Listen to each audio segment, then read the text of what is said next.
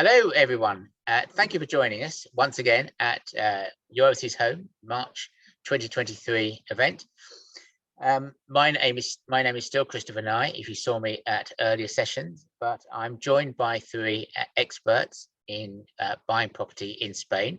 And the focus very much is on the buying process, how to buy safely, how to get exactly what you want at the right price, and those kind of matters. So do please put your questions in the Q&A tab at the bottom, and stop those noises. And yeah, if you put your questions in the Q&A tab, I will get them answered as we go along. And I am joined today by three experts. The first is Jack Wiggs, who is the trading team leader at Smart Currency Exchange. The second is our estate agent, Shirin Sharifi, who is the Spanish estate agent. And then we have Emma Belgum from JLCA and Associates Lawyers, and she's based in Alicante. Shirin is based in Costa del Sol. I'm based near Brighton, and I don't know where Jack is. But the important thing is to get you to Spain. So if we could just start off, Jack, if you could just give a quick explanation of who you are and roughly what Smart do. Yes, thanks, Chris, and welcome everybody. Thanks for joining today. Chris said, I'm Jack. I work at Smart Currency Exchange. We're based in London in Hammersmith, and we're a trusted voice in international payments. So our role in your buying journey is to help you manage your currency exchange. And manage the risk, limit your risk in association with the pound to euro exchange rate. So there's a variety of ways that we can do that, which we'll come on to a bit later. But that is our role. It's here to help you manage your currency exchange, your currency risk when buying property in Spain.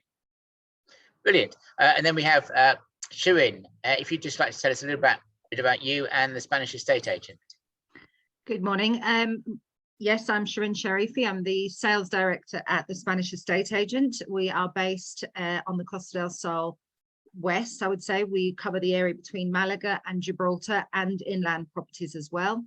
I have 24 years experience in real estate on the Costa del Sol now in all aspects of the business. And we have a full team with 7 different languages spoken in the office. All my staff, as I say, have many years experience as well. We have properties of all different types, whether it's a 2-bedroom apartment, a studio, right up to country properties, fincas, land, and of course, large villas as well. And yeah, we try to make the process for you as simple as possible. We try to listen to what it is that you're looking for, but I'm sure we'll go into further detail with Chris later during presentation. Brilliant. Okay, and then Emma, tell us a little bit about JLCA. Thanks. JLCA Lawyers is a Spanish legal firm. We're based in Alicante, but we cover the whole of Spain, including the Balearics and the Canary Islands.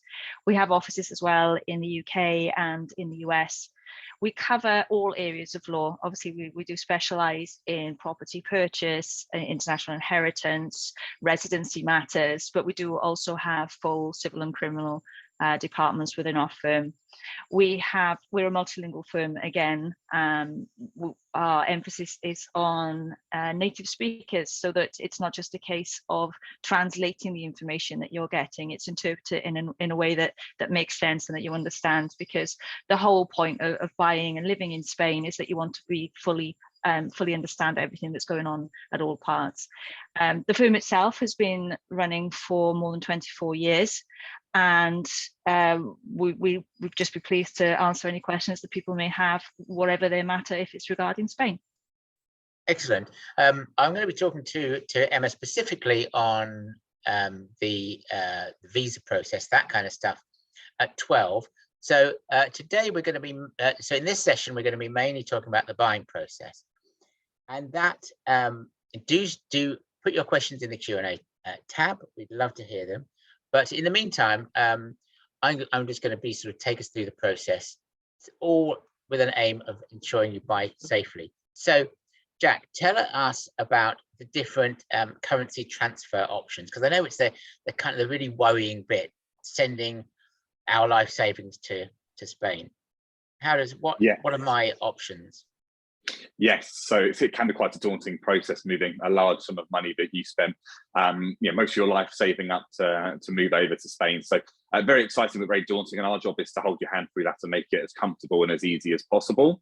The biggest pitfall that clients often fall into is the currency risk. So it's understanding that when you make an offer in Spain, normally speaking, it's about 3 months between offer being accepted and then your completion dates.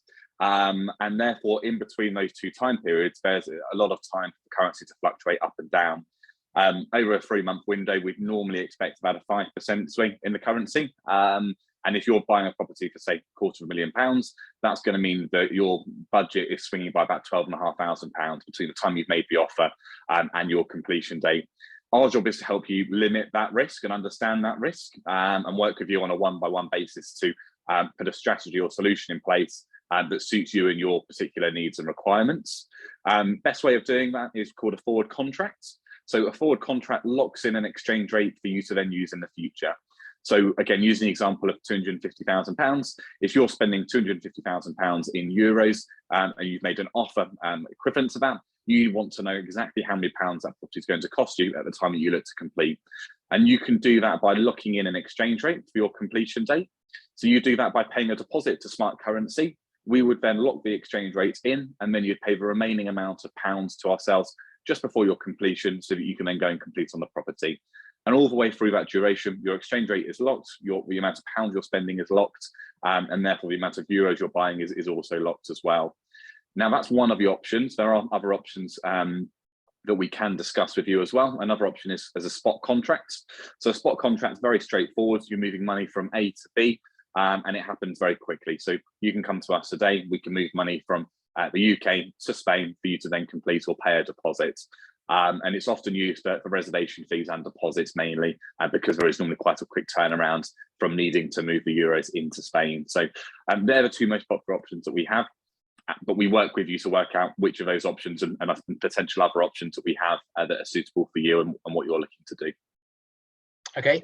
Now, I'm sure some people of our viewers have noticed that there's something of a banking crisis going on at the moment, a mini banking crisis, with the collapse of a bank in California and Credit Suisse having some problems. So how do we know that your money is safe with Smart Currency Exchange?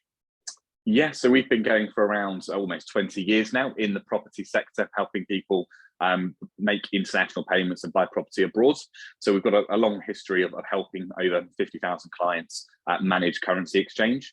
In terms of the specifics around security, we take it extremely seriously as we have to, because we deal with millions of pounds of currency every day. So we have segregated ring-fenced bank accounts that keep your money separate from our organisation. And that's enable your money to be guaranteed to be safe and secure from anything happening to us in the interim that you're holding money with us. So we use Barclays to do that. So it's a ring-fence segregated account that's held with them. Okay, great. Now, do you? Well, at what point should we be contacting you, and how does the process work? Yeah, so you should be contacting us as soon as you know that you're looking to buy a property in Spain. So well before your viewing trips start. And the idea behind that is to build a relationship with us so that we can understand exactly what your requirements are, what you're looking to do. And we can then put a detailed plan in place before your viewing trip. So that if you're successful in making an offer, you then know how to act and what to do leading up to your offer being accepted and your first deposit being paid. So absolutely vital that we're in touch. You're in touch with ourselves before the viewing trip. Process is very simple. You register for an account with Smart Currency. We take some basic information from you, and then you're given an appointment with a trader and account manager to start your journey with Smart Currency. Okay, great. We've had a question in. If we set up a forward contract with you and you hold, for example, 250,000 in euros at a fixed rate whilst we look for our new Spanish home, how long does the forward contract stand? Okay, yeah, great question. So the forward contracts can go anywhere from 3 days up to 12 months. So the idea is to offer full flexibility. Normally with people buying property, it's between 3 and 6 months that we put a forward contract in place for, but there is more flexibility for off-plan purchases or for completions which are further into future or further than expected. So yeah, anywhere up to 12 months. So if he hasn't found a property in that time, what happens? Yeah, there's 3 things that can happen after 12 months. We can either cancel the contract, and we'd walk through exactly how that works if there's any implications in doing so. You can complete the contract, so you can either open up a Spanish bank or you can hold the euros with us, but you can pay for the rest of your contract in 12 months, and then we can hold the euros here until you have found somewhere. Or if you want us to deliver the euros into a euro bank in Spain, we can do that for you as well. Or we can have a conversation about extending the contract. So the end date, the value date of that is very flexible.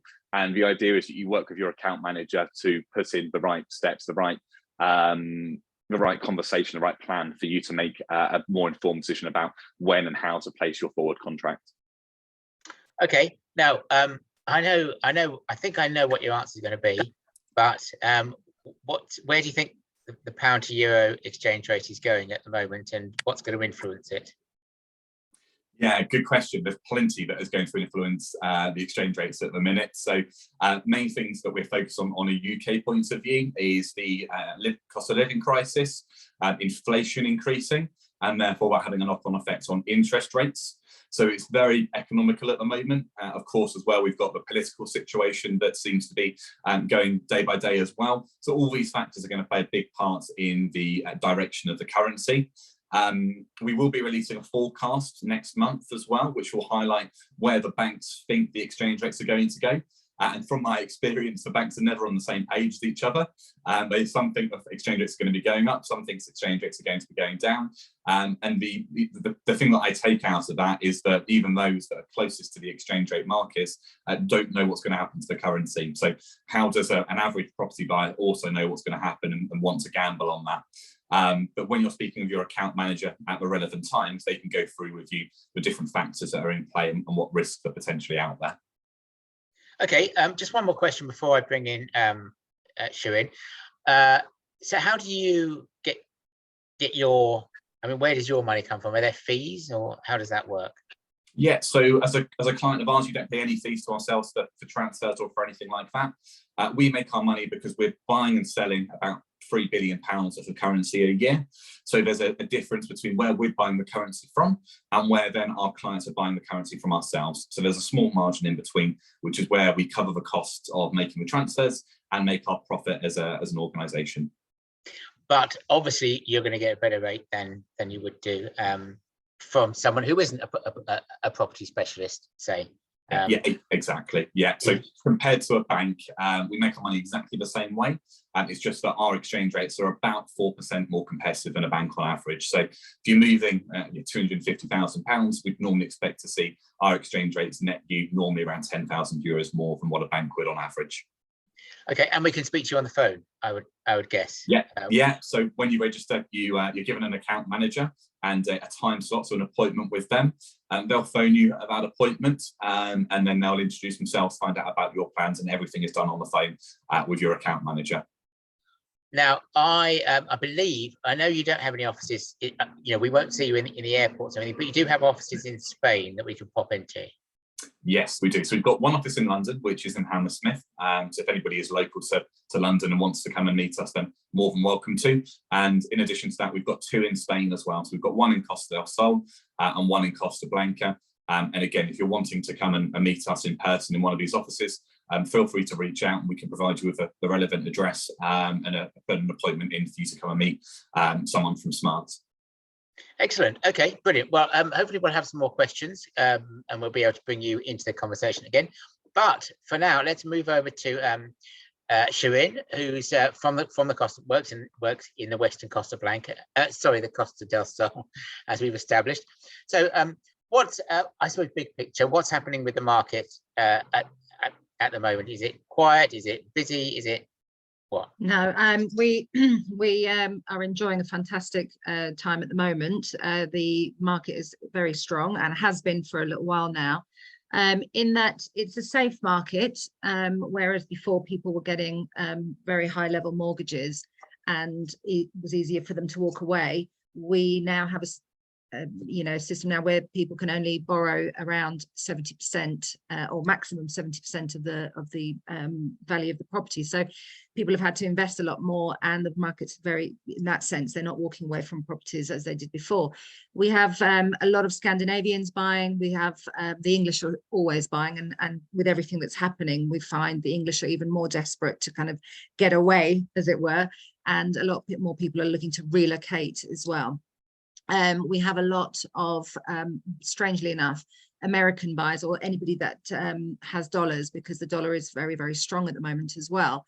So we're not just relying on one market. We just find, as I say, I always say, people think that the events going on around the world will kind of knock our business, but we find that certainly on the Costa del Sol, we seem to be this sort of bubble where people are actually escaping to and finding it very safe, healthy, just a great lifestyle to get away from the other things going on, let's say, around the world. So it certainly, as I say, with Brexit, we thought we were going to be affected. Weren't. People again were looking to move abroad even more. Then with the COVID, the lifestyle changes people were deciding to make was, you know, they wanted space, and they wanted to change their lifestyle because they realized how short life was, and they weren't using hotels as much anymore. They were looking to buy a holiday home as well as relocating. And as I say, with the war going on in the Ukraine, we're seeing a lot of buyers from that eastern side as well. So I can say it's a very healthy market at the moment. Okay, brilliant. Now, for those people who are planning their viewing trip, and they're looking at your properties on your overseas home, what should they be adding for buying costs? So in Andalusia, we're very fortunate in that the Andalusian district is trying to become the most tax efficient province in Spain. So they are slashing taxes wherever they can, and it's really to attract investment, but to also compete with Madrid and Barcelona. So whereas before you had, I mean, I'll go into more detail later, but they've slashed wealth tax, they've slashed inheritance tax, it's zero. So that's really attractive for a lot of people that were worried about their wealth being taxed on. So when they're buying, whereas there used to be on a second-hand property, there used to be a sliding scale of transfer tax. It used to be 8%, 9%, and 10%, depending on how much you were buying at which price level. It has now been again slashed to 7% across the board. So in some cases, that's a saving of 3% on your buying costs. So on top of that, you have legal fees, notary costs, and so on. I know Emma doesn't like to work in percentages, and I understand, because some of the costs are fixed. But if you are going to put a gun to my head and tell me I have to give a percentage, then I would say around 9.5% to 10%, let's say 10%, to cover absolutely everything, NIE applications and so on, your tax number. Then if you're buying new property or off-plan property, all those costs are the same, except there's no 7% transfer tax. However, there is 10% VAT plus 1.2% stamp duty, which has been reduced from 1.5. I have all this information on a great document that we can send you. We have it on our booth to download, but there are differences between buying new and buying secondhand. Now, these amounts I'm giving you do differ from province to province, but in Andalusia, as I say, those are the costs that we're looking at. So on a resale, I would add 10%. On a new property, I would probably add around 13.5%.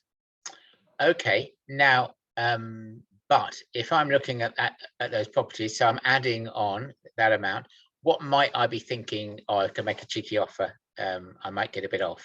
So with new developments, there are no offers to be made. The developers are selling. They don't need to do any negotiation at all.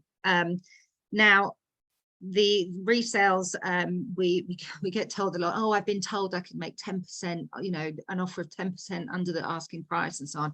That just isn't the case, and every case is different. With a resale property, you've got owners, you've got a human being there, and that every single situation is different. And my job is, you know, is to really negotiate hard on your behalf, and being, you know, the experience that I've got, I know how to treat each nationality vendor differently, to find out the history, to find out why they're selling, what the situation is, and I do all that on your behalf. But also people think about the price difference in terms, sorry, the buying costs between new and old, and they say, why on earth would I buy new? But I think a lot of people should remember that with a new property, we had a crash, and for 10 years there was no construction. So what was being built back then and what's being built now are worlds apart. So in terms of energy efficiency, by law, a lot of these developers have to have much better infrastructure in place to have that better you know, energy efficiency, sound proofing, sustainability, and just the modern style that they're building now, the open plan, the Scandinavian sort of bright open spaces, you know, getting rid of the dark wood, having lovely whites and grays and you know, so on. So it's a much cleaner, much brighter property, and quality wise, obviously people's kind of, but obviously they come with a 10-year guarantee as well. So you have structural guarantees, you have all the new appliances have their guarantees, so people kind of feel safer. And plus, when you buy new, you're investing a certain percent. You're not paying for the whole amount and waiting for it to be finished. You're paying a certain percentage, and that investment is growing as the property is being built, because the ones that are not sold are constantly being increased in price. So you're making an investment as well. And I know properties too have gone up by about 20% by the time they're finished. And, you know, some agents will exaggerate that figure, but I would say, my experience, a really good investment is around 20, you know, has increased by around 20%, depending on where you buy. So yeah, there's differences between buying new and old, but you have to look at all the different reasons as well. Okay. What suits you? So if we're planning to buy, if we just, you know, decide putting the finishing touches to our plans on buying now, when would be a good time to come out on a viewing trip? Can you give us any tips on when to come, what to bring, how to prepare yourself for that? Well, I mean, it sounds brutal, but all you need is your passport and a credit card, I would say.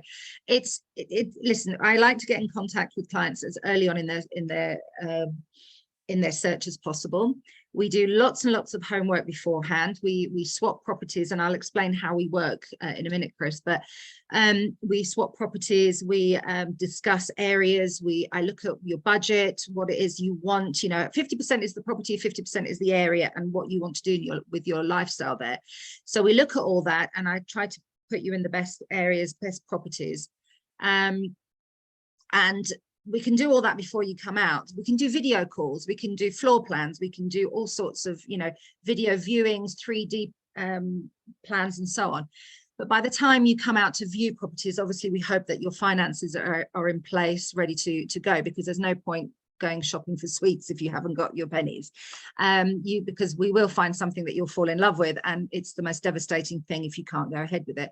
I've met many people who have come to me and said, look, we were just about to go, we found this property, but we needed to sell first, and we needed to do this first, and so on.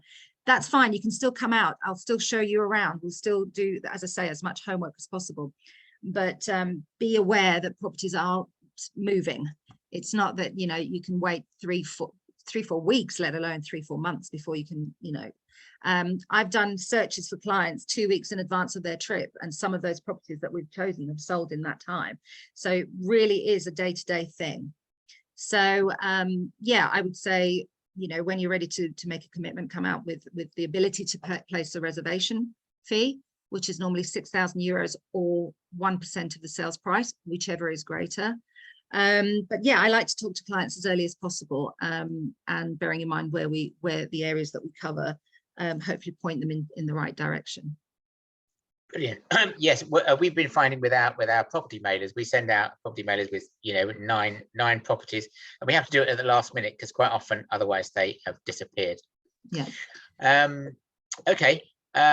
So just explain about the how you swap properties, because So this is what I wanted to explain. The most important thing I want people to take away from what we do is people find it really daunting going on the internet, looking at properties, and finding someone that they can make contact with and have and trust and so on. As I said before, I have 24 years experience in real estate here on the Costa del Sol. I have very happy clients. We have a whole Google review page that you can go on and find us and look at real people and so on. All our marketing is based on using real clients and so on, their experience. Then what I do is I listen to what it is that you're looking for. And as I say, really work hard with you and then I go and I deal with all the other agents. I have access to every single property that is for sale on the coast. However, I spend most of my time with clients sending me list after list from Rightmove, from Place in the Sun, all these other, and 9 times out of 10, the links they're sending me are from agents that are trying to use properties that don't exist or were sold a long time ago, but look extremely attractive. And they use it as a hook to get clients in. And this morning, I've been spending my morning weeding out properties for a client that I met at a show, and he's coming out soon and we're swapping properties. But all, out of 5 of the ones that he sent me, 3 of them were sold. I know for a fact was sold last year, not just in the last few days, last year. So yeah, we spend a lot of time cleaning up that list, let's say. And yeah, so we have access, so you can deal with one agent. You don't have to have a conversation explaining yourself a million times over. I work for you, I don't work for the vendor. I'm there to find you the right property, and therefore the more I talk with you, the more I engage with you, the more I understand and listen to what it is that you're looking for, and hopefully do a good job and find you something that's right, rather than pulling you in all directions because it's my property and I want you to buy my property. For me, it's not, that's not important, because then half the time they're not my properties. But what I'm doing is acting as your organizer of your trip, making all the appointments. You don't have to make appointments with 20 different agents. I'll be the one person that makes all the appointments for you. They'll be in geographical order. They'll be in the right time order, because I know where the properties are. I know how long it takes to drive from one to the other.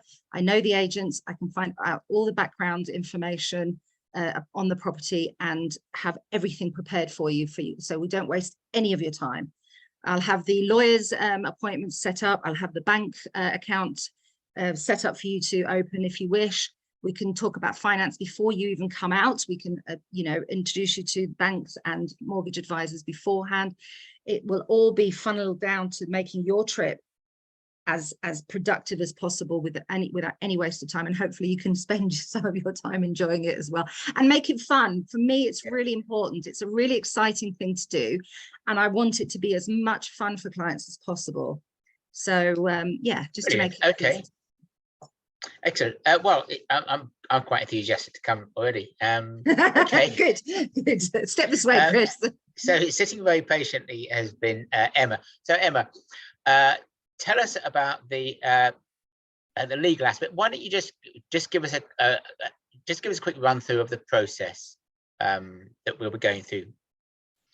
Oh, in terms of purchasing the property, we would, from our point of view, we would always say it's important to have an independent lawyer. Shirin actually brought up, she does take them to exactly that. This is just to make sure that everything is in order with the property that you're looking at, and it is suitable for what you want it for.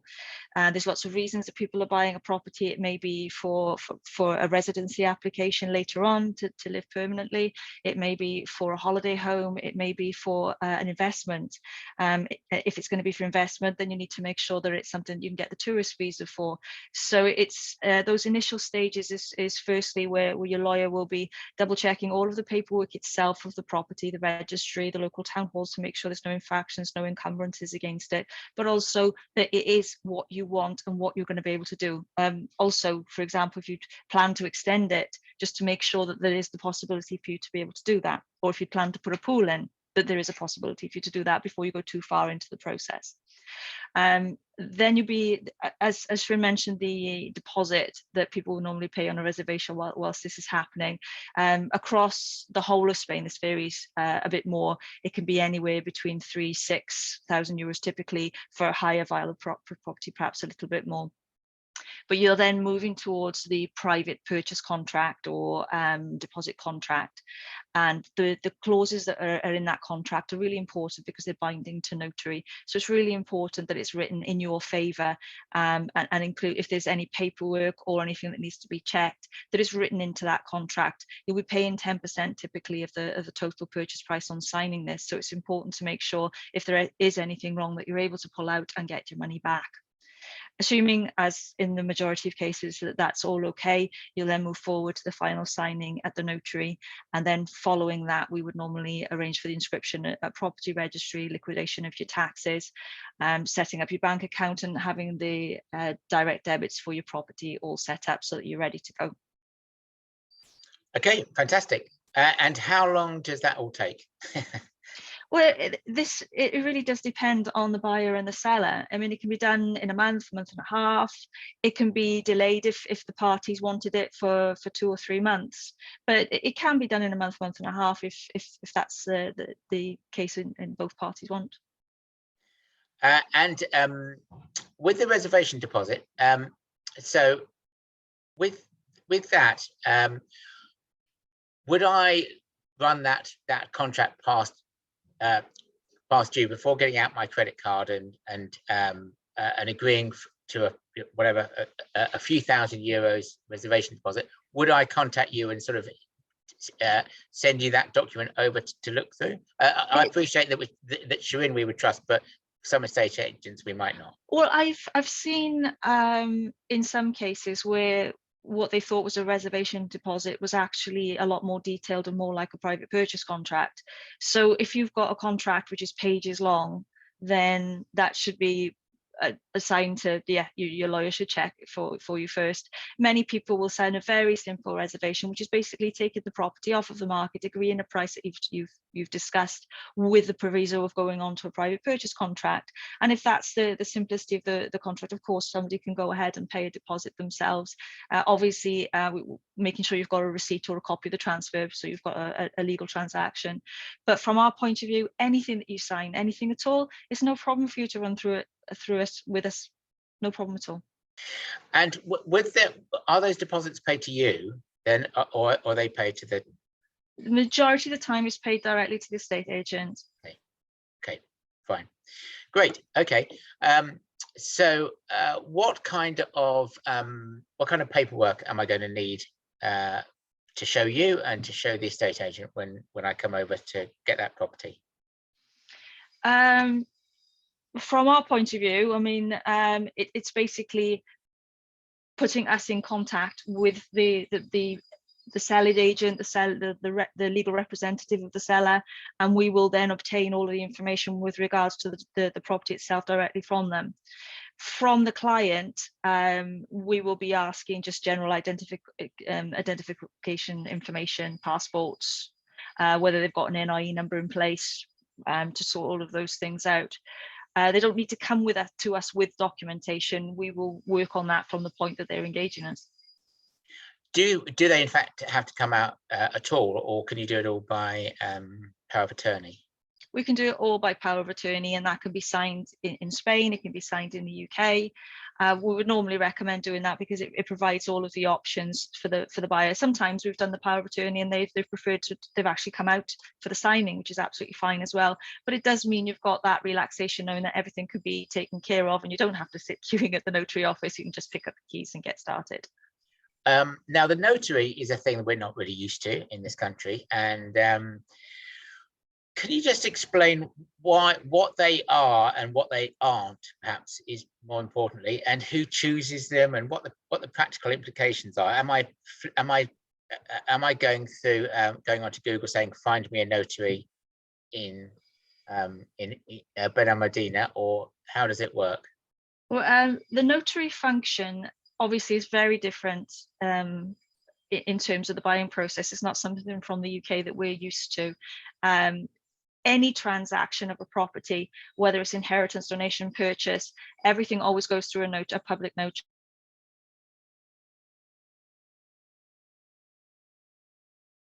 You've frozen, Emma. I'm not sure what's happened. Someone has chewed through a cable somewhere. Okay, never mind. We'll come back to you in a second. In the mean, well, let's go back to Jack. And there's a question we were talking earlier about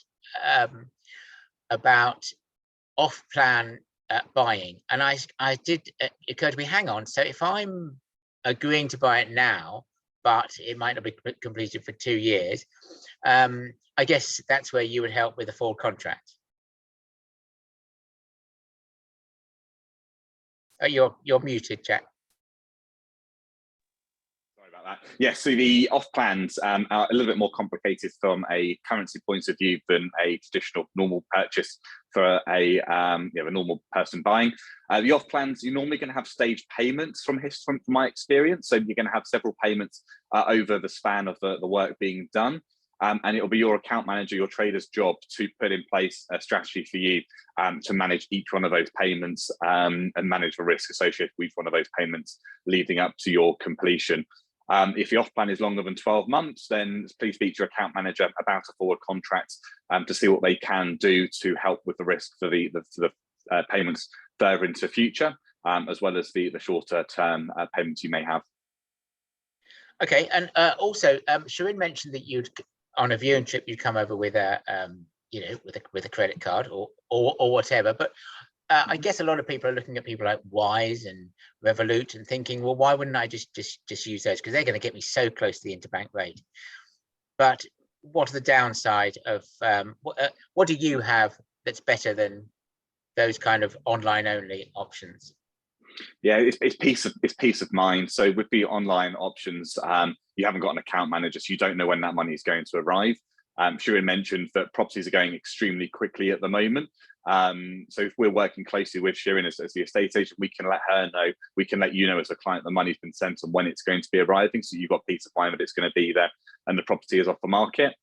With the online providers, it's not always that quick or that easy to do.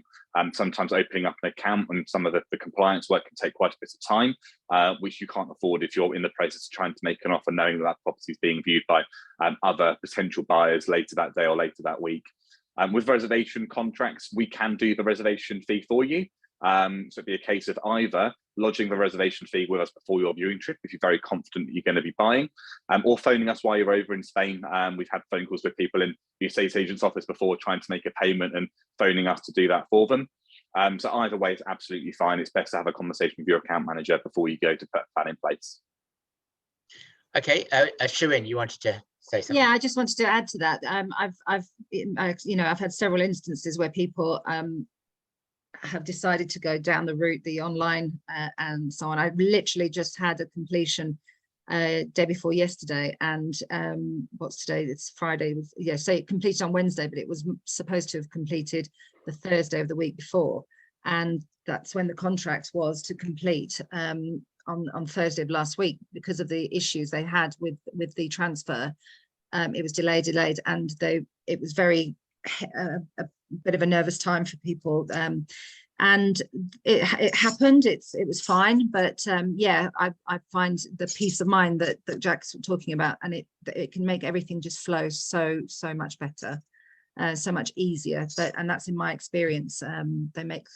They take the stress out of it for clients. Yeah, brilliant. Okay, Shirin, I know a lot of people, myself included, well, my wife more specifically, will look at a property and think, yeah, I like that, but I'm not having that.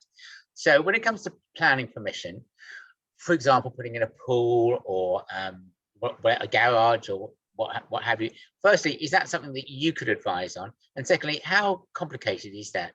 Okay, I mean, it's a shame Emma's not here, but I will go through again what I understand. I'm not a lawyer, but I will go through what I understand. So if a house doesn't have a pool, but it's advertised as having space for a pool, then you must realize that it's not just a case of the money that it costs to build one or to put one in. It is the legal costs as well of getting the permit to put one in. And if you're on rustic land, that can be quite complicated, getting permission to put a pool that wasn't there before, to build a new one, to get permission. On urban land, that's slightly different. But to get permission to do certain things can be quite complicated the further inland you go into rustic land and so on. Sorry, Emma, we were just talking about how complicated it is to get licenses and so on. And I said it's a shame you're not here, but you're here now.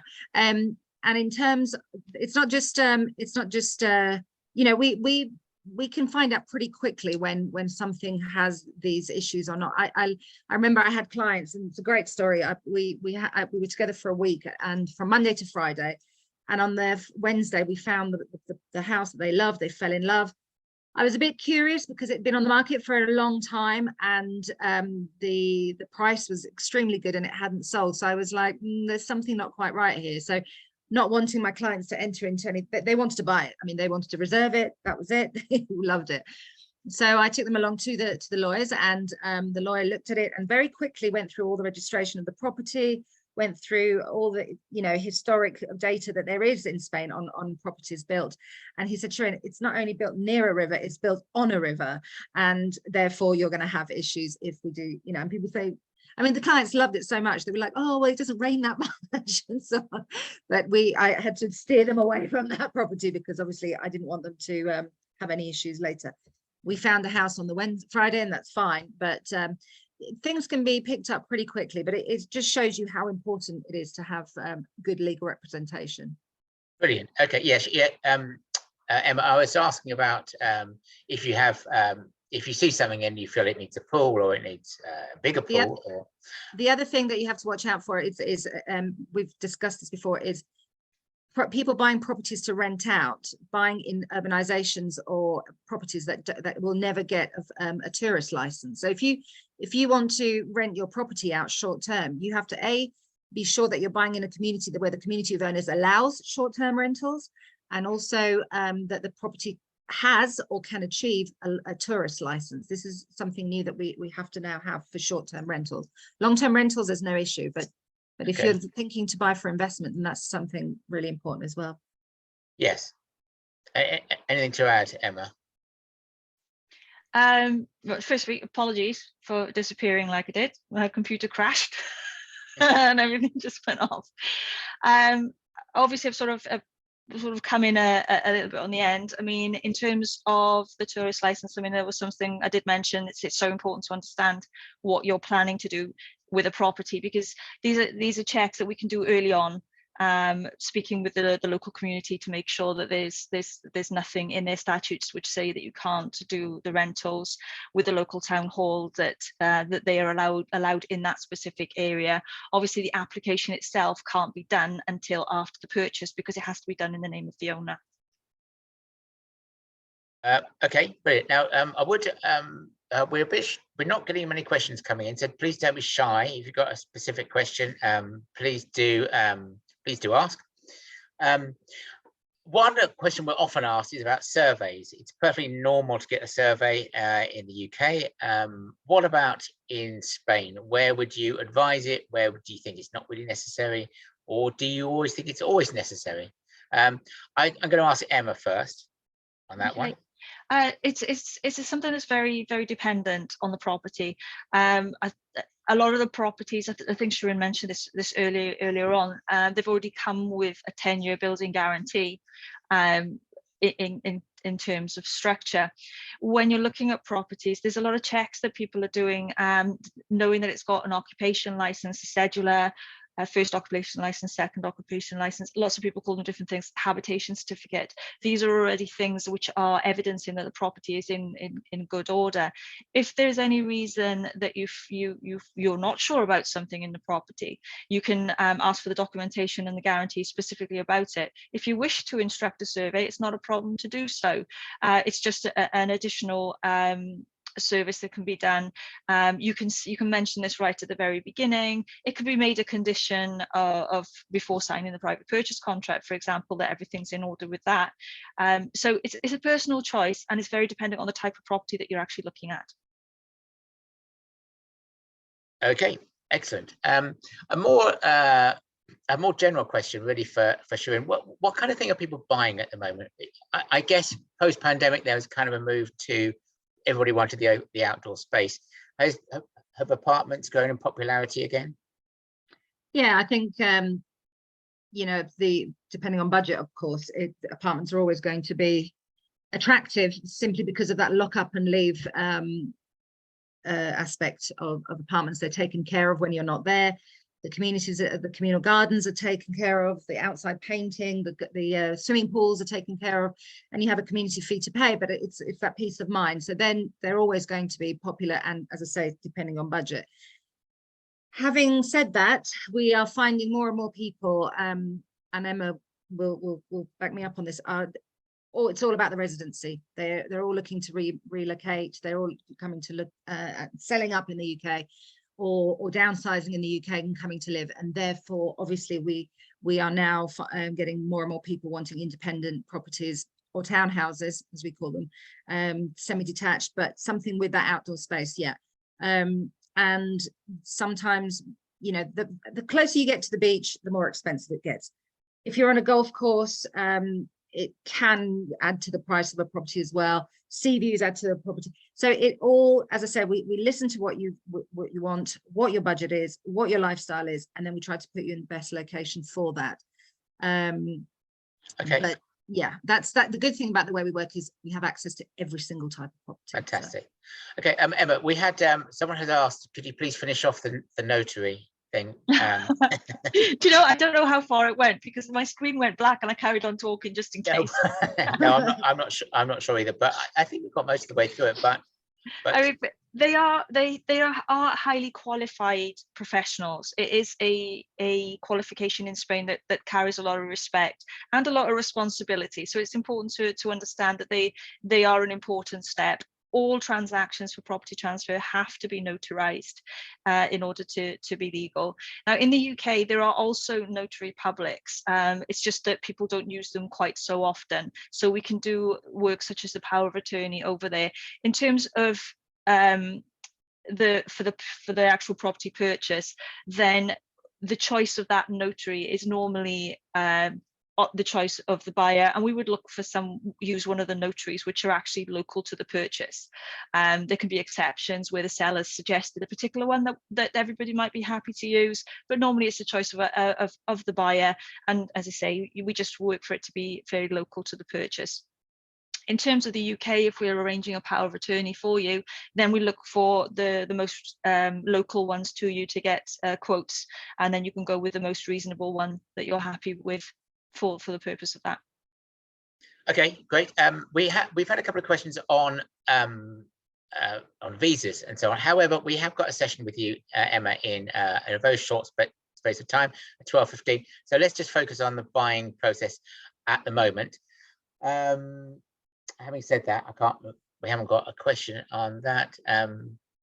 Yeah, a few questions. Just people asking, do you cover all areas? Just to reiterate that Shirin does, and the company is called the Spanish Estate Agent. And Emma also covers all areas, and that company is JLCA and Associate Lawyers. And Jack also covers all areas, and that's Smart Currency Exchange. Shirin, you wanted to come in. The areas that I cover are, in terms of property, it's from Malaga, just east of Malaga and Malaga itself, inland, but all the way along the coast to Gibraltar.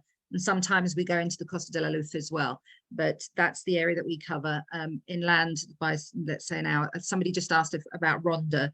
I happen to live on the road up to Ronda, so we do cover Ronda as well, for example.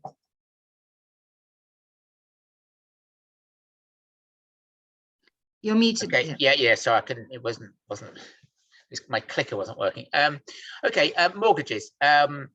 We spoke about mortgages earlier, but if anybody missed that discussion, do go back and watch it on demand. But just to give a sort of overview, are mortgages available in Spain to non-residents? Yeah. Who would you like to answer that? What do you, I suppose, would be the and also, is there an advantage in, even if you got the cash, just sort of putting some of it in a mortgage instead? So the only thing I would say to you is, yes, absolutely, there's mortgages available to non-residents, and we always say that the maximum they can borrow is 70%. In reality, I think, Emma, again, correct me if I'm wrong, they're lending between 55 and 65% in reality. And the thing is, if you have the cash to buy it, that's fine, but be aware that in Spain, you can't remortgage your property and free up some of the cash, or it's very difficult to. Emma, I'm not sure whether you've done it before, but in my experience, people have bought properties with cash and then want to release some of the equity and find they can't do that later on. So if you're able, if you know, it doesn't hinder your purchase and you thinking about getting a mortgage, be aware of that point. Yeah, we can put you in contact with the most I would say commercial banks that are very good with foreigners. There are mortgage brokers that we work with as well, if you want somebody a bit more creative.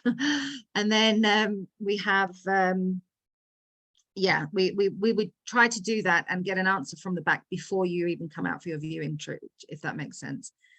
Absolutely. You know, finances should really be in place beforehand. If I could add a little bit on in terms of mortgage, it's important to understand the difference with mortgages here in Spain is that they are notarized as well.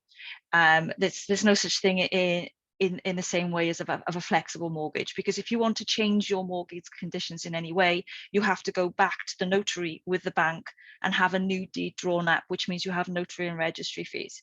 When you actually have the mortgage itself, since 2019, 2020, it was changed so that you have to have 2 notary signings on purchase. Firstly, you sign for the mortgage conditions before a notary, and then a few weeks later you're able to sign for the purchase itself.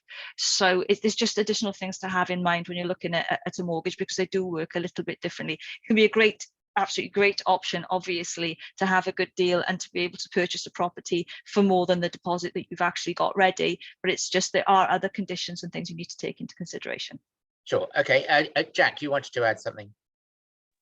Yes, I was just going to say with mortgages as well, of course, you're going to need to move money out to Spain to pay for mortgages. And we've got a regular payment plan that we can talk you through as well, which works like a direct debit, where if you've got a particular amount of money that needs to be in Spain each month for mortgages or even for living costs or pension transfers, there are options that we can explore with you to help manage that and make that more efficient from a currency point of view as well. Okay. Thank you. So just to reiterate, Shirin doesn't cover Valencia and those sort of Costa Blanca areas. However, we do have a session on the Costa Blanca later, and we have other partners who do cover Valencia. Right. Do you buying to rent it out? Have you got any recommended areas, Shirin, for if that's an important area, or places to avoid in your neck of the woods? I think it's quite logical, really. What most people want is you know, the usual access to amenities, access to bars, restaurants, shops, and so on. And there's several things that affect our area. But what I would say in our area is that when you're investing your money, you want best use out of it. And because of the fact that we have a much more all year round weather, it's a benefit to us, and therefore you won't find your favorite restaurant closed in the winter. You won't find, it's not seasonal. We have a fantastic microclimate, which gives us fantastic weather. It doesn't get too hot in the summer, it doesn't get too cold in the winter. It's a true microclimate, so that helps.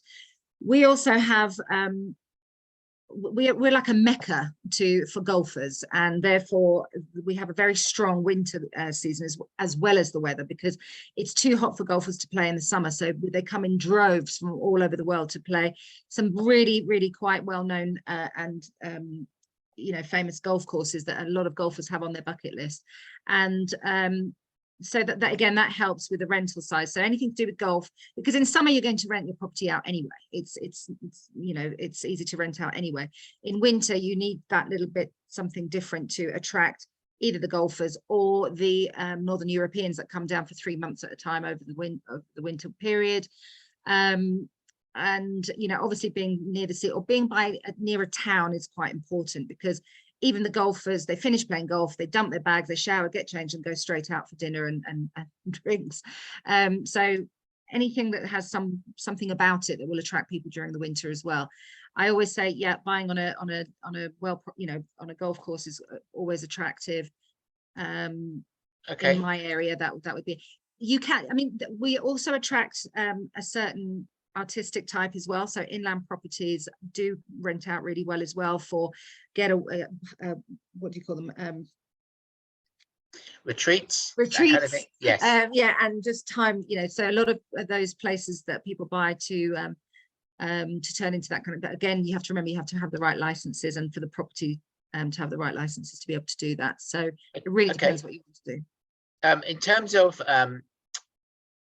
I suppose it's kind of a win-win situation with estate agents in Spain, because not only does the seller pay, so you don't pay for your services, but you also get a much better service than than you would do in the UK. You cover much more, far more matters, I think. Yeah, I think it's a second home market a lot of the time, and it can be very competitive. So and it's not just that, it's buying in a foreign country, you know, it's really difficult to get through that web. You know, we call it the spider's web, but I'm talking about the internet web, where a lot of people are working from their front rooms and you don't really know who they are and so on. It's very difficult for people to know who they're dealing with. So I think recommendations are really, really important, and knowing who you're dealing with, looking at their background, looking at their history, doing some research. And yeah, we have to provide a much better service than the UK.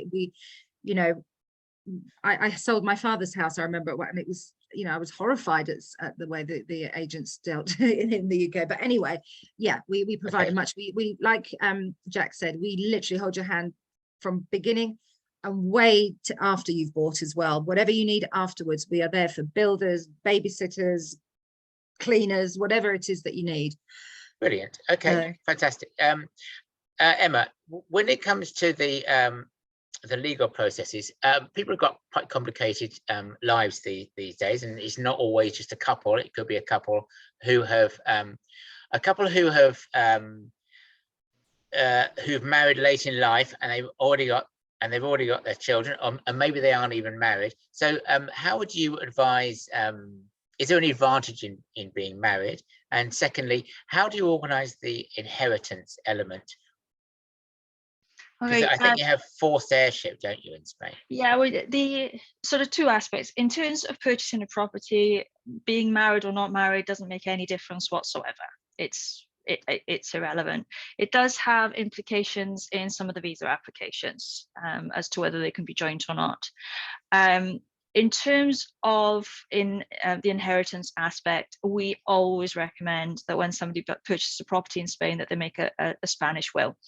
It is so important to make sure it makes your life, it makes it much simpler for those left behind, but it also gives you the opportunity to make sure that things are done the way that you want them to be done. It's quite normal here in Spain. If you want the will to be set up in the law of your own nationality, so let's just say we're talking about British people and they want to set the will up as they would do in the UK rather than forced heirship, then a clause can be put specifically in your will so that is the case. So forced heirship then does not apply, and that's in the majority of cases. Excellent. Okay. I'm not sure what time this session was meant to finish. I think it might have been 13 minutes ago. But anyway, we've certainly given everyone their money's worth. We've got, I'm speaking to Emma in 15 minutes, and I'm speaking to Shirin later, specifically about the Costa del Sol. So do come back in 15 minutes with all your questions on visas, residency, 90 days rule, all that, and any other legal questions that you might have. So thank you to Jack, to Shirin, and to Emma, and thank you for joining us, and we hope to see you later. And do of course visit them on their booths as well, because they've got teams there who can answer your other questions. So thank you very much. Thanks, Chris. Thanks, everybody. Bye.